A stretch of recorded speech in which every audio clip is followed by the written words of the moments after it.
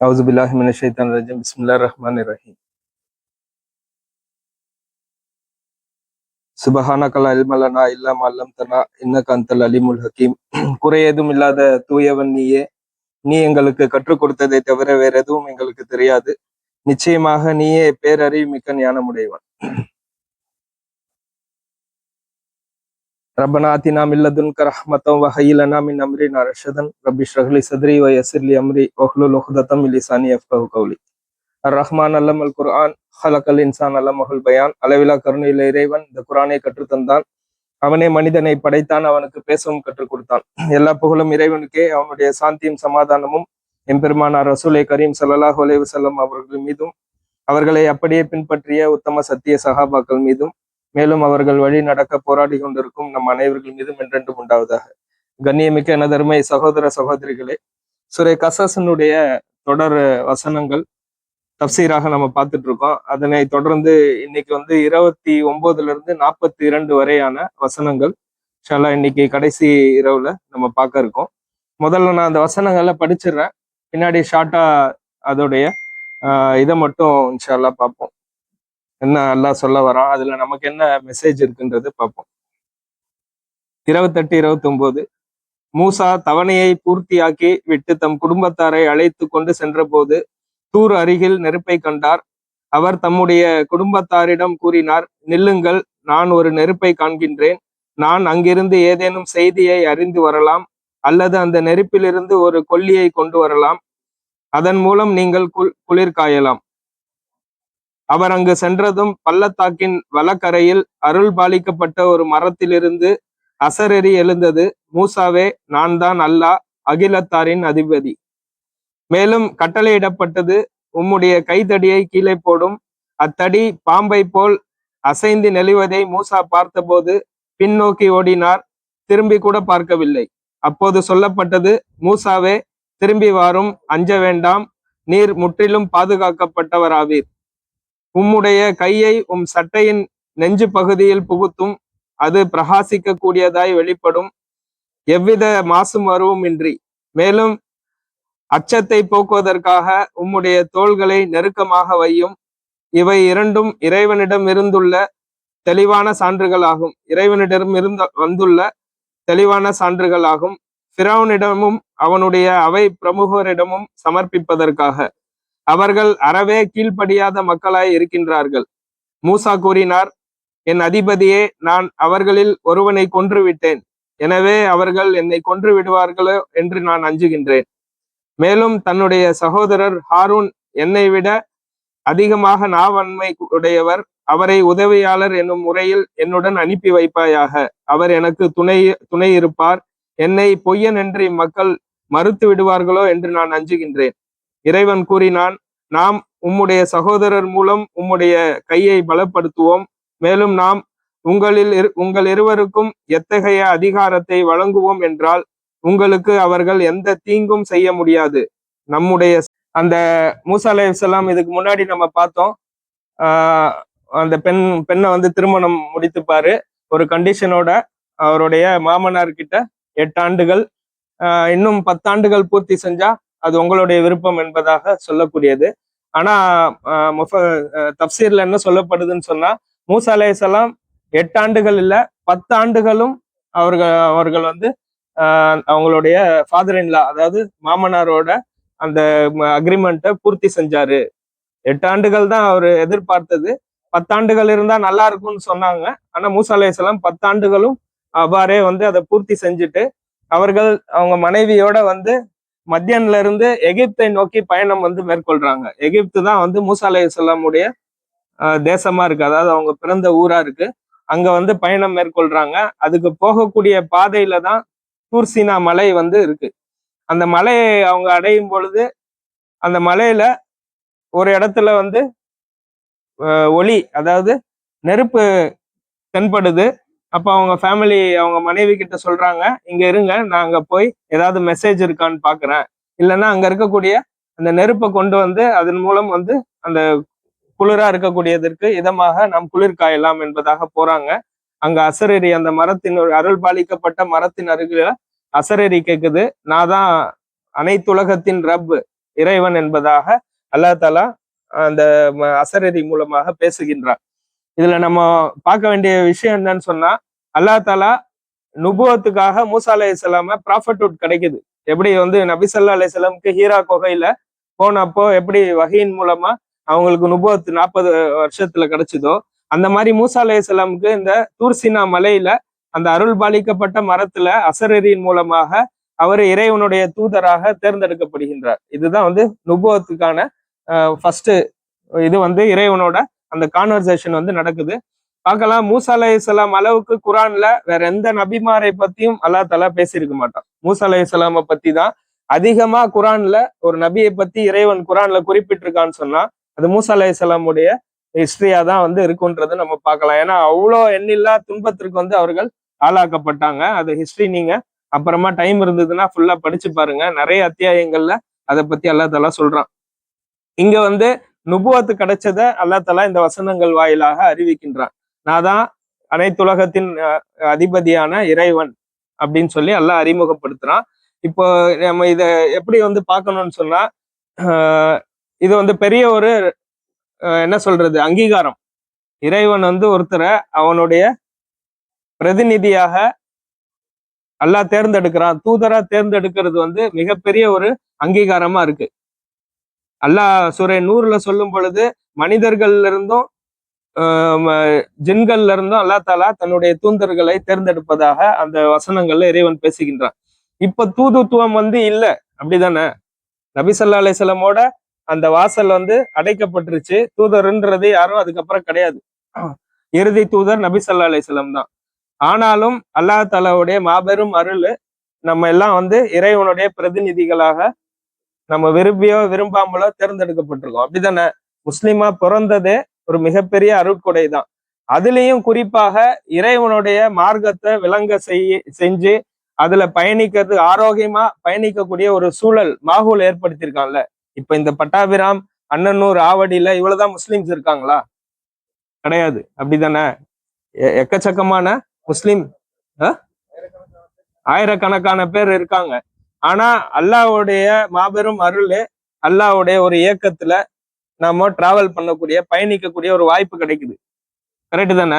அவனுடைய மார்க்கத்தை மேலோங்க செய்யறதுக்கு, அவனுடைய வேலையை செய்யறதுக்கு, அவனுடைய அடியார்கள்ல அல்லா தாலா நம்மளை தேர்ந்தெடுத்திருக்கான்றத நான் இங்க உணர்த்துகின்றேன். அதை நான் சொல்ல வரேன். இது ஒரு மிகப்பெரிய வாய்ப்பு, இது ஒரு அருட்கொடை. இதை வந்து நம்ம எப்படி பயன்படுத்துறோம் என்பதை வந்து நாம் சுய மதிப்பீடு செய்யணும். அல்லாஹ் சொல்றான்ல 42வது அத்தியாயத்தினுடைய 13வது வசனத்துல இறைவன் குறிப்பிடுகின்றான், தான் நாடுகின்றவர்களை தனக்குரியவர்களாக இறைவன் தேர்ந்தெடுக்கின்றான். அல்லாஹ் நாடுறவங்களை தனக்குரியவர்களாக இறைவன் தேர்ந்தெடுக்கின்றான். யார் அவன் பக்கம் திரும்புகின்றார்களோ அவர்களுக்கு அவனை நோக்கி வருவதற்கான வழியை அவன் காண்பிக்கின்றான். இதுல நம்மளுடைய முயற்சி எந்த அளவுக்கு இருக்கோ அல்லாஹ் தாலா அந்த அளவுக்கு நம்மளை அவன் கிட்ட நெருங்குவதற்கான வாய்ப்புகளை ஏற்படுத்துவதாக அந்த வசனத்துல இறைவன் குறிப்பிடுகின்றான். வாய்ப்பு கொடுத்துட்டான், நம்ம எந்த அளவுக்கு முகத்தை திருப்புறோம். ஃபுல்லாவே திருப்பிட்டோம்னா அல்லாஹ் தாலா முழுவதுமாக நம்மளை பொறுப்படுத்திக் கொள்வான், நம்மளை வந்து பக்குவப்படுத்துவான். அவன் இன்னும் அவனோட நெருக்கமாறதுக்கான வாய்ப்புகள் ஏற்படும். அப்ப இந்த வாய்ப்பு நம்மளுக்கு கிடைச்சிருக்கு. மூசா அலைஹிஸ்ஸலாம் எப்படி அந்த வாய்ப்பு கிடைச்ச உடனே பயணிச்சாங்கன்னு பின்னாடி பார்க்கலாம். ஆக நம்மளுக்கும் அந்த வாய்ப்பை இறைவன் ஏற்படுத்தி இருக்கான் என்பதை வந்து நான் உங்களுக்கு விளங்குறதுக்காக வந்து குறிப்பிடுகின்றேன். அடுத்ததாக மூசா அலைஹிஸ்ஸலாமுக்கு அல்லா தாலா சொல்றான், நான் தான் ரப்புன்னு சொல்லி அல்லாஹ் அறிமுகப்படுத்தினதுக்கு அப்புறம் உனக்கு வந்து மோஜிசாவை வந்து அல்லா தாலா கொடுக்குறான். மூசா அலைஹிஸ்ஸலாமுக்கு மோஜிசா கொடுக்குறான். நமக்கு தெரியும், கைத்தடியை வந்து கீழே போடும், அவர் வச்சிருந்த அந்த கைத்தடியை கீழே போட சொல்றான், பாம்பாகுது, அதை பார்த்து பயந்து ஓடுறாரு, திரும்பி கூட பார்க்கலன்னு அல்லா தாலா சொல்றான். நீங்க பயப்படாதீங்க, அது உங்களுக்கு எந்த தீங்கும் பண்ணாது, அது உங்களுக்கான ப்ரொடெக்ஷனுக்காக உங்களை பின்னாடி ஒரு பெரிய வேலை கொடுக்க போறான்.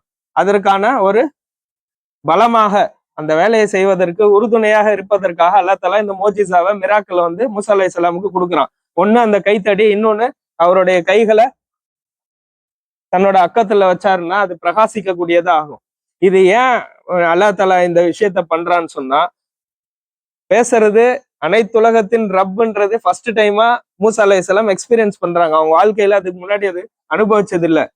பேசுறது அனைத்துலகத்தின் ரப் என்பது அவரு அப்பட்டமா நம்பணும், அது மேல ஒரு உறுதி பிடிப்பு இருக்கணும்னு சொல்லி அல்லா தாலா அதை அவரு 100% அதன் மீது தவக்கல் நம்பிக்கை வரணுன்றதுக்காக அல்லாஹ் தஆலா இந்த மோஜிசாவை அவருக்கு சொல்லி தருவதாக தப்சீர்ல வந்து குறிப்பிடுகின்றார்கள். இது ஏன் அப்படின்னு சொன்னா, இது சும்மா அவருக்கு வந்து ப்ரூவ் பண்றதுக்காக, அல்லாஹ் அனைத்துலகின் ரப்பு உங்களுக்கு ப்ரூவ் பண்றதுக்காக மட்டும் கிடையாது. பின்னாடி வரக்கூடிய அந்த டாஸ்க்கு, பின்னாடி அவர் செய்ய வேண்டிய வேலைக்கு அல்லாஹ் தஆலா பக்கபலமாக இருப்பதற்காக, அவருக்கு துணையாக இருப்பதற்காக இந்த விஷயத்த வந்து அல்லாஹ் தஆலா அவருக்கு சொல்லித்தரான், அவருக்கு கிஃப்டா தரான்றது பார்ப்போம். இப்ப நாம யோசிச்சு பார்க்கணும், நமக்கு மூசா அலைஹிஸ்ஸலாம் மாதிரி வந்து நபி ஸல்லல்லாஹு அலைஹி வஸல்லம் கூட மோஜிசா எதுவும் கிடையாது, அப்படிதானே? நபி ஸல்லல்லாஹு அலைஹி வஸல்லம் மோஜிசா என்னது? குரான் தான். குரான் தான் வந்து நபி ஸல்லல்லாஹு அலைஹி வஸல்லம் உடைய மோஜிசா. மிராக்கிள்னு சொன்னா குரான் தான். அந்த குரான் இப்போ நம்ம கிட்ட இருக்கா? இருக்குதானே? எதுவும் மாறல. அந்த மிராக்கிள் இப்போ நம்ம கையில வச்சிருக்கோம். அப்படி இருக்கும் பொழுது அல்லாஹ் தஆலா இந்த விஷயத்த நம்மளுக்கு கொடுத்திருக்கிறது சும்மா வச்சுக்கிட்டு அப்படியே ரம்ஜான்ல மட்டும் படிச்சுட்டு போறது கிடையாது. இதை வச்சு நம்ம நிறைய வேலை பண்ணோம். எப்படி மூசா அலைஹிஸ்ஸலாமுக்கு அந்த கைத்தடியும், எப்படி வந்து அந்த அக்கத்துல கை வச்சா பிரகாசிக்க கூடியதும் சும்மா விளையாட்டுக்காக அல்லாஹ் தஆலா கொடுக்கல. பின்னாடி ஃபிரௌன் கிட்ட போய் பேசுறதுக்கும் அந்த மக்களை வந்து எதிர்கொள்வதற்கான ஒரு சப்போர்ட் சிஸ்டமா வந்து அதை கொடுத்திருந்தான்றது பாக்குறோம். அப்ப நம்மளும் இந்த குரானை வாங்கி ரம்ஜான் மாசத்துல படிச்சு ஷெல்ஃப்ல வைக்கிறதுக்காக கொடுக்கல. இந்த மிராக்களை நம்ம பயன்படுத்தணும். சமூகத்துல மாற்றத்திற்காகவும் முன்னேற்றத்திற்காகவும் இந்த குரானை வச்சு நம்ம வேலை செய்யணும்ன்றது வந்து இதுல இருந்து நம்ம படிப்பினையாக வந்து பார்க்கணும். இப்ப மோஜிசான்னா நமக்கு குரான் தான். இந்த குரானோட அதிக கான்டாக்ட் இருந்தது, அதனோட தொடர்பு இருந்ததுன்னா உண்மையிலேயே அது மோஜிசாவா மிராக்கலா இருக்குன்றது வந்து அதை வந்து வாழ்ந்து அனுபவிக்கக்கூடிய மக்களுக்கு வந்து தெரியும். நம்மளும் அதை நோக்கிய பயணமாக பார்க்கணும். அடுத்தபடியா அல்லாஹ் தஆலா சொல்றான்,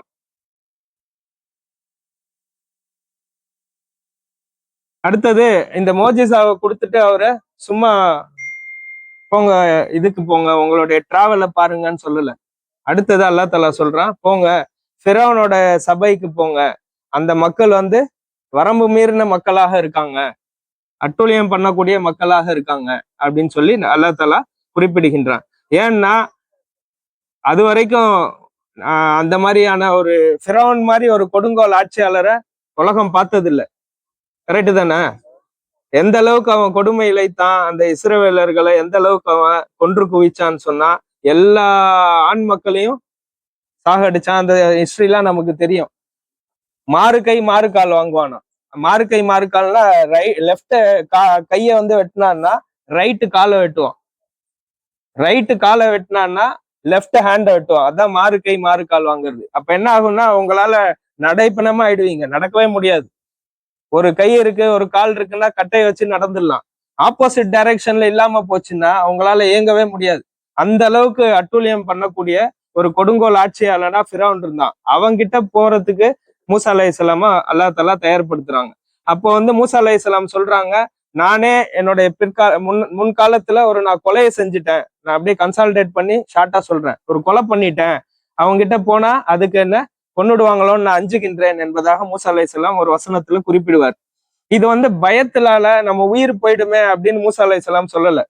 தப்சீர்ல பார்த்தா எப்படின்னா, அல்லாஹ் வந்து ஒரு பொறுப்பை கொடுத்துருக்கான், நுபுவத்தை கொடுத்துருக்கான், அல்லாஹ் ஒரு வேலையை எதிர்பார்த்து அல்லாஹ் அவரை வந்து தேர்ந்தெடுத்திருக்கான். அந்த பணியை செய்யறதுக்குள்ள அவரோட உயிர் போயிடுமோன்ற கவலை அவர்கிட்ட அதிகமா இருந்தது. புரியுதுங்களா? எப்படி நபி ஸல்லல்லாஹு அலைஹி வஸல்லமோட காலத்துல ஒரு யூதனுடைய ஜனாசா போகும்போது நபி ஸல்லல்லாஹு அலைஹி வஸல்லம் தேம்பி தேம்பி அழுதாங்க. அப்ப சஹாபாக்கள் சொல்றாங்க, யார் ரசூலுல்லாஹ், போறது யூதருடைய ஜனாசா தான் அப்படின்னு சொல்லும்போது, நான் உயிரோடு இருக்கும் போதே ஒருவன் நரகத்தை நோக்கி போறானே அப்படின்ற கவலை இருந்ததுல, அதுதான் நபி ஸல்லல்லாஹு அலைஹி வஸல்லம் அழ வச்சுது. அப்போ இந்த கவலை உயிர் போயிடுமேன்னு சொல்லி மூசா அலைஹிஸ்ஸலாம் பயப்படல. நான் வந்து அல்லாஹ்வுடைய அந்த வேலையை செய்யறதுக்கு முன்னாடி என்ன அவங்க பழி வாங்கிடுவாங்களோ கொன்னுடுவாங்களோ என்பதாக அவரு அஞ்சுனதா தப்சீர்ல வந்து குறிப்பிடுறாங்க. பாருங்க, அப்போ வந்து நம்மளுடைய காலம் இருக்கல, நம்மளுக்கு அல்லாஹ் தஆலா ஒரு காலகட்டத்தை கொடுத்துருக்கான். 40ஓ 50ஓ 60ஓ அல்லாஹ்க்கு தான் தெரியும்.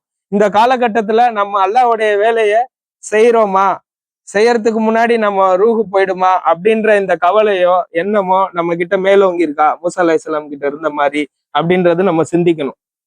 இது நம்ம காலம் முடியறதுக்குள்ள செய்ய வேண்டிய ஒரு பணியாக இருக்கின்றது என்பதை வந்து நம்ம கவனிக்கணும். அடுத்தபடியா இந்த ஃபிரௌனை பத்தி சொன்னேன்ல, ஃபிரௌன் வந்து என்ன சொன்னான்னு சொன்னா பாத்தீங்களா? அவன் சொன்னான்ல, எனக்காக வந்து ஹாமானு கிட்ட உத்தரவு போடுறான், சுடப்பட்ட கற்களை வச்சு ஒரு கோபுரத்தை எழுப்பு, நான் மேல போய் மூசாவுடைய இறைவனை பார்த்துட்டு வரேன்னு சொல்லி.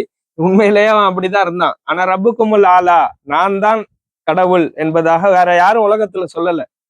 நான் தான் கடவுள்னு சொல்ல, தூதர்னு வேணா சொல்லிட்டு நிறைய பேர் உருவானாங்களே தவிர, நான் தான் கடவுள்னு அந்த காலத்துல ஒரு ஒரு ராஜா வந்து கம்பீரமாக அந்த மக்களை கிட்ட பேசினான்னு சொன்னா அது ஃபிரௌனா இருந்தது வந்து நம்ம பாக்குறோம். எந்த அளவுக்கு அவனுடைய கிபுரு பெருமை இருந்ததுன்னா, ஒரு கோபுரத்தை எழுப்பி வானத்துக்கு போய் இறைவனை சந்திச்சுட்டு வரேன்னு சொல்லி அவன் வந்து அதுக்கான ஏற்பாடு செய்யறான்னு சொன்னா எவ்வளவு அவன் அடமண்டா இருந்தான், எவ்வளவு வந்து கொடுங்கோல் ஆட்சியாளரா இருந்தான்றத நம்மளால பார்க்க முடிகின்றது. இதுல வந்து மூசா அலை இஸ்லாமோட அந்த கான்வர்சேஷன்ல இருந்து நம்ம பார்க்க வேண்டியது என்னன்னு சொன்னா, மூசா அலை இஸ்லாம்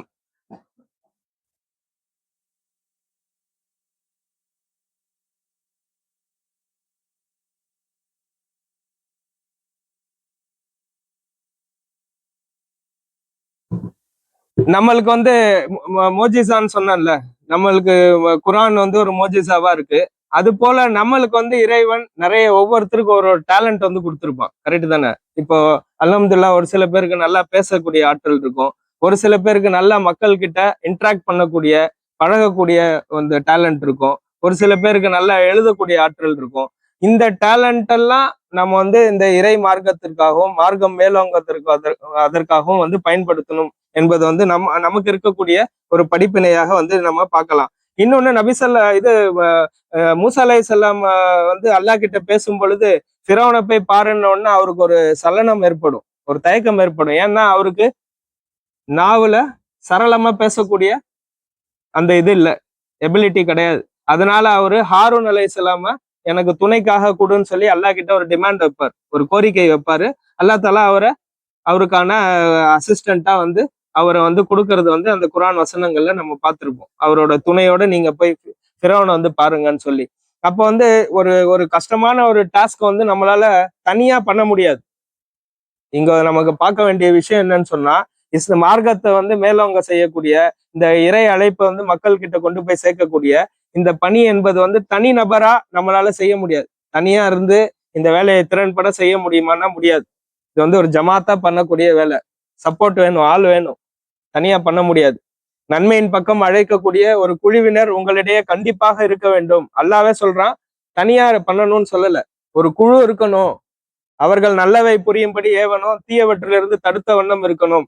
யார் இந்த பணியை புரிகின்றார்களோ உண்மையில் அவர்களே வெற்றியாளர்கள்னா அந்த குழு டீம் இருக்கான்றது ரொம்ப முக்கியம். தனியா வந்து இபாதத் செஞ்சு இறைவனுடைய திருப்தியை பெற முடியும், நன்மை ஏவி தீமை தடுக்கக்கூடிய விஷயத்த தனியா பண்ண முடியுமான்னா முடியவே முடியாது. இஸ்லாம் அல்லாஹ் சொல்றான் முடியாதுன்னு, அப்ப கண்டிப்பா அது முடியாது.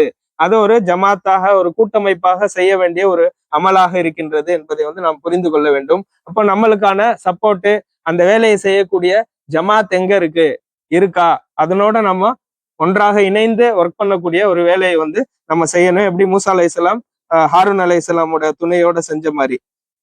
அடுத்தபடியா அந்த ஃபிரௌனுடைய அந்த விஷயத்த வந்து நான் சொன்னேன். அதுல வந்து மூசா அலைஹிஸ்ஸலாம் ஒரு ஒரு கொலை செஞ்சுட்டத ஞாபகப்படுத்தி அல்லாஹ் கிட்ட, இதுக்கு எனக்கு பயமா இருக்கு, என் உயிர் போயிடுமோ, பணியை செய்வதற்கு முன்னாடி என் உயிர் போயிடுமோன்ற ஒரு பயம் இருக்கும். இந்த மாதிரி நம்மளுக்கும் ஒரு பாஸ்ட் இருக்கும். யாருமே வந்து தவறு பண்ணாத மக்கள் கிடையாது. ஆதமுடைய மனிதர்கள் அனைவரும் தவறிழைக்கக்கூடியவர்கள் தான் என்பதாக நபி ஸல்லல்லாஹு அலைஹி வஸல்லம் சொல்றாங்க. அப்போ இதெல்லாம் சொல்லிட்டு இப்போ ஒரு சில பேர் தொலை கூப்பிடுங்களேன், தொலை கூப்பிட்டா வை நான் சுத்தமா இல்லை, குளிக்கணும், இந்த மாதிரிலாம் நம்ம சாக்கு போக்கு சொல்றவங்கள பாக்குறோம். இந்த வேலையில கூட இந்த மாதிரி நம்ம பேசி காலத்தை ஓட்டிட்டு இருக்கோம். வை எனக்கே வந்து நானே இன்னும் பர்ஃபெக்டா இல்லை, நானே இன்னும் டெவலப் ஆக வேண்டியது இருக்கு, அப்படியே அவர் காலம் முடிஞ்சு அவர் ஜனாசா தொலை வச்சிருவாங்க. நம்மளுக்கு எல்லாருக்குமே வந்து ஒரு பாஸ்ட் இருக்கும். கரெக்டு தானே? எல்லாருமே ஒரு சில தவறுகள் வந்து செஞ்சிருப்போம். அல்லாஹ் ஒரு வாய்ப்பு கொடுக்குறான்னும் பொழுது அந்த பாஸ்ட்டை பேசிட்டு நம்ம காலத்தை வந்து போக்கி எந்த வேலையும் செய்யாம 10ஓட 11 உலகத்தொட்டு போயிடக்கூடாது.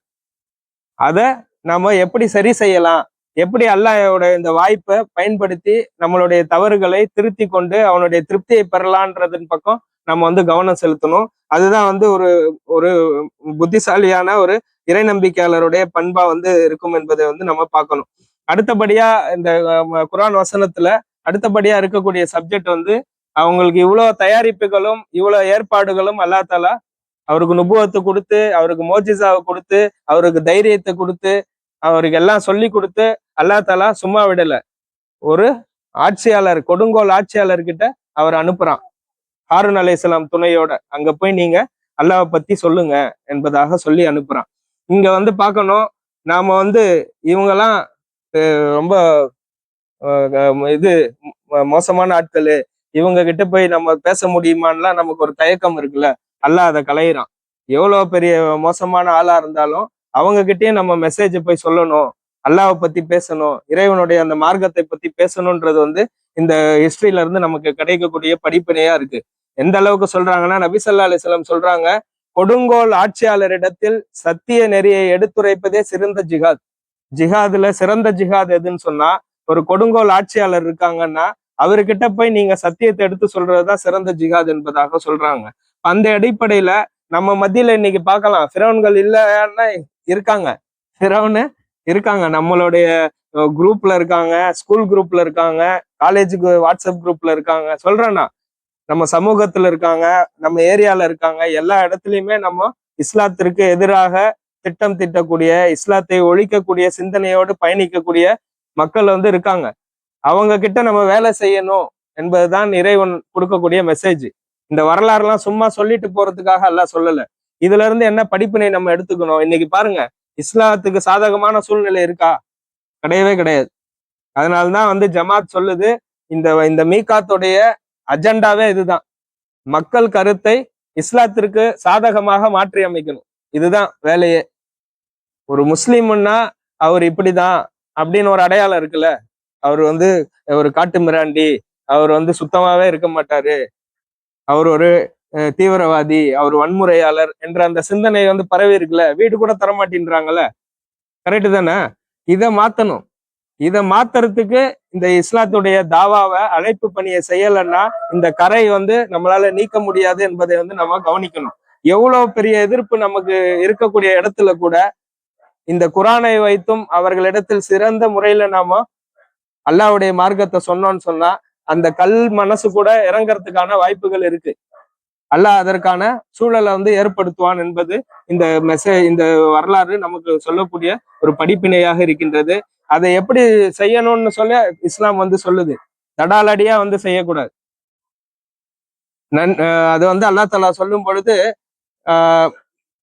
சூரே ஹாமீம் அஸ்ஸஜ்தால அல்லாஹ் தஆலா சொல்றான், வமன் அக்ஸனு கௌலம் மிம்மன் தஆ இலல்லாஹ் வ அமில சாலிஹ வ கால இன்னனி மினல் முஸ்லிமீன். யார் அல்லாஹ்வின் பக்கம் மக்களை அழைத்தாரோ, நற்செயல் புரிந்தாரோ, மேலும் நான் முஸ்லிம், இறைவனுக்கு முற்றிலும் கீழ்ப்படிந்தவன் என்று கூறினாரோ, அவரை விட அழகிய வார்த்தை கூறுபவர் யார்? 41வது அத்தியாயத்தினுடைய 33வது வசனம்.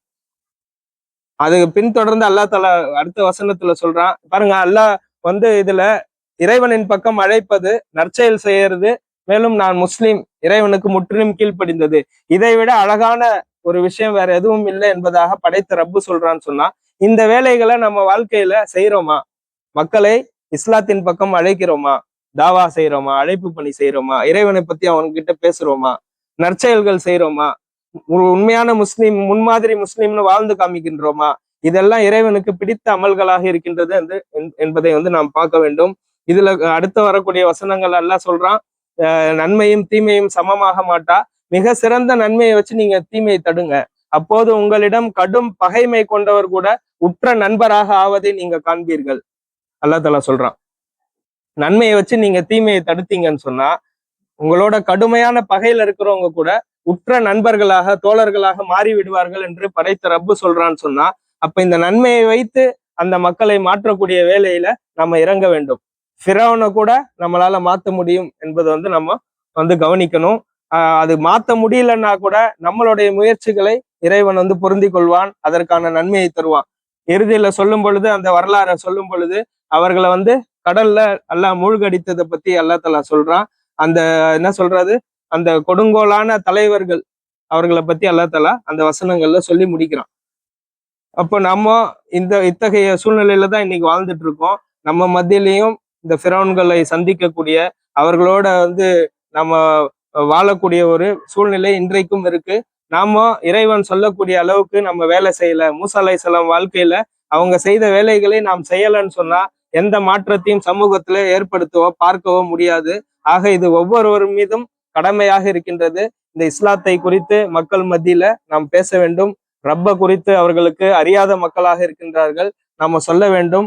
ஆக இந்த சம்பவங்கள்ல இருந்து இதனை நாம் படிப்பினையாக எடுத்துக்கொண்டு இறைவனையுடைய மார்க்கத்தை மக்கள் முன்னாடி விளக்கி சொல்வதற்கும் அவர்கள் விளங்கும்படி செய்வதற்கும் வல்ல இறைவன் நமக்கு அதற்கான ஆற்றல்களையும் வலிமைகளையும் அதற்கான சிந்தனையும் தந்தருள்வானாக என்று துவா செய்த வண்ணம் எனது இந்த உரையை நிறைவு செய்கிறேன். வாஹிரு தாவான் அல்ஹம்துலில்லாஹி ரபில் ஆலமீன். அஸ்ஸலாமு அலைக்கும் வரஹ்மத்துல்லாஹி தஆலா வபரகாத்துஹு.